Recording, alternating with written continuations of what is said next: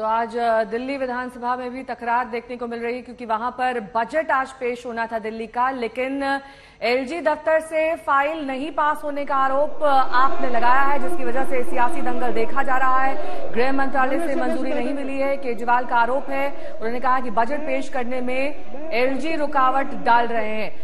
हाँ, इसके page number पे आपके पास मुद्दा सुन लीजिए। अब किनको मैं ये पढ़ के सुना रहा आपको। आप बैठिए, आप बैठ जाइए, आप बैठेंगे तब पढ़ के सुनाऊंगा। पहले बैठिए, पहले बैठिए नीचे, पहले नीचे बैठिए, पहले मैं आग्रह कर रहा हूँ नीचे बैठिए, चिल्लाइए मत, पहले नीचे बैठिए। हाँ, वो मैंने इजाजत दी उनको खड़ा होने की।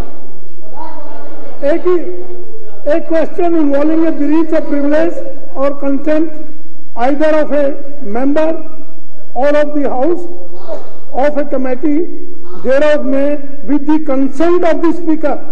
There is no consent of the speaker. मैं कंसेंट नहीं दे रहा हूँ इसको। I am not giving the consent. मैं कंसेंट नहीं दे रहा हूँ, नहीं दे रहा हूँ मैं कंसेंट। ये मेरी मर्जी है, मेरी तानाशाही है, ये मेरी तानाशाही, मैं नहीं दे रहा हूँ कंसेंट। बैठिए अध्यक्ष जी, आपको पढ़ के सुना दिया, फिर आप बदतमीजी से। मेरे ख्याल से पहली बार पूरे देश में हुआ है, बैठ जाइए, कि एक चुनी हुई सरकार को अपना आप बैठिए, नहीं करने दिया। आप लोग बैठिए, मैं कर रहा हूँ, ये मेरा काम है, मैं व्यवस्था दूंगा। आप लोग बैठिए, ये मेरा काम है, आपका काम नहीं है। आप बैठ जाइए। मैं विजेंद्र जी, मैंने सब कुछ देख लिया, मैं अभी बात करूंगा इस पर। मैंने आपने कहा था ना इस पर रूलिंग दीजिए, मैं अभी वित्त मंत्री जी को बोलने दीजिए, उसके बाद बात करूंगा आपसे। पहले आप छोड़ दीजिए, मार्शल विजेंद्र को निकालिए बाहर, विजेंद्र जी को बाहर करिए। मैंने आपने नहीं, बिल्कुल नहीं। अब मैं अभी सुनाऊंगा इसको। हाँ, मैं गलत कर रहा हूं, मैं मान रहा हूं, मैं गलत कर रहा हूं, बिल्कुल मैं मान रहा हूं, गलत कर रहा हूं। क्या दिल्ली की जनता को फांसी में लटका रहे हो? वो आपको गलत नहीं दिखाई देता? आज बजट का दिन था, बजट पेश नहीं हो रहा। ये मुझे दे देना।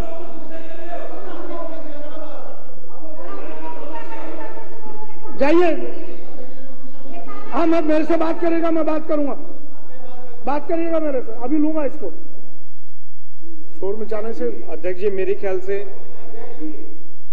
भाई मैं कुछ नहीं सुन रहा हूं, आपको बाहर जाना चाहिए सब। आप बोल, आपने पढ़ा है, नोटिस पढ़ा है ये अप्रूव। आप बैठिए, पूछना चाहिए बजट सेशन क्या करें। आपसे पूछ के आएंगे, आपसे पूछ के आएंगे, बजट नहीं मिला, आपसे पूछ के आएंगे। गुंडागर्दी पे उतरे हो, सारी बीजेपी गुंडागर्दी पे उतरी है, महागुंडे बन गए। ओम प्रकाश जी,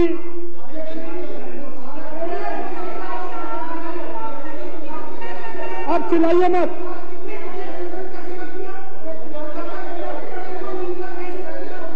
आपको कानून मालूम है? यार इनको समझाओ यार, कुछ मालूम नहीं है, कुछ मालूम नहीं है। बिजनेस कमेटी में अप्रूवल हुआ है, आपको मालूम ही नहीं कुछ। आप जाइए यहां से, बजट का अप्रूवल नहीं हुआ, बैठ जाइए। भाई मैं करिए वॉकआउट। विपक्ष को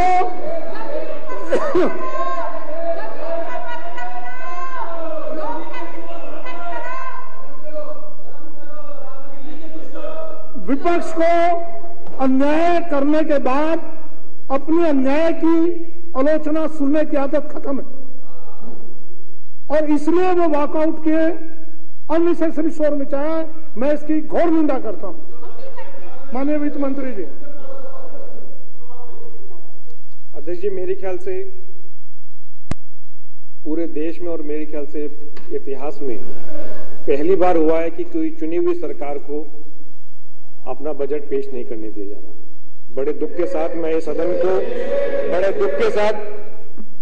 बड़े दुख और भारी मन के साथ मैं इस सदन को बताना चाहता हूं कि कल केंद्र सरकार ने हमारे बजट को पेश होने से रोक दिया। ये सबको पता था कि 21 तारीख को बजट पेश होना है। हमारे जो बिजनेस है हाउस का उसमें लिस्टेड है। एलजी साहब को मालूम था कि किस तारीख को बजट पेश होना है।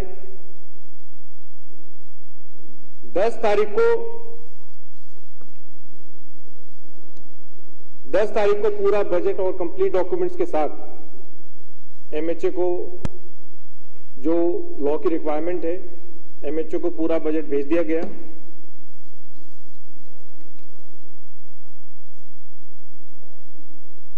कल लगभग 2 बजे के आसपास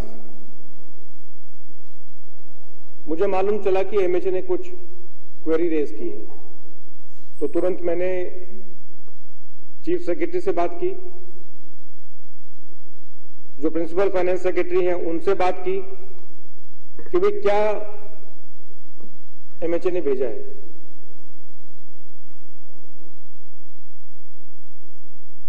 दो बजे से लेके शाम के 6 बज गए। चीफ सेक्रेटरी से मैंने 2 बार बात की, प्रिंसिपल सेक्रेटरी फाइनेंस से शायद हो सकता है कि 3 या 4 बार बात की कि भाई जो भेजा है वो आप भेजिए फटाफट ताकि उसको हम देखें, क्योंकि समय बिल्कुल नहीं था। शाम को 6। तो वित्त मंत्री कैलाश गहलोत को आप सुन रहे थे, उनका साफ तौर पर यह कहना था किस दिन फाइल उन तक पहुंची, कब उसे अप्रूव किया गया। हालांकि इस बात को लेकर लगातार आप ये कह रही है कि फाइल लेट से पहुंची, इसीलिए आज दिल्ली का बजट पेश नहीं हो पा रहा है।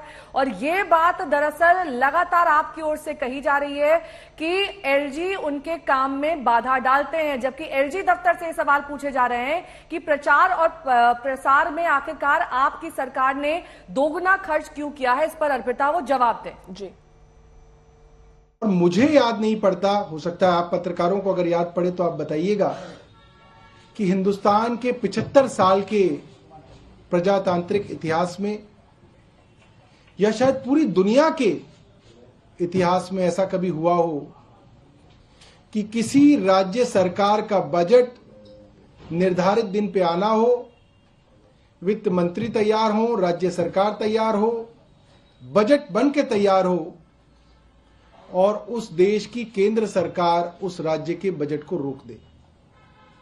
ये तो इतनी शर्मनाक बात है कि हमारे लिए पूरी दुनिया में हम अपने इस प्रजातंत्र का मजाक उड़वा रहे हैं। देखिए, ये कानून है कि NCT, government of NCT, GNCT, जो भी बजट बनाती है वो एलजी को भेजती है उनके अप्रूवल के लिए।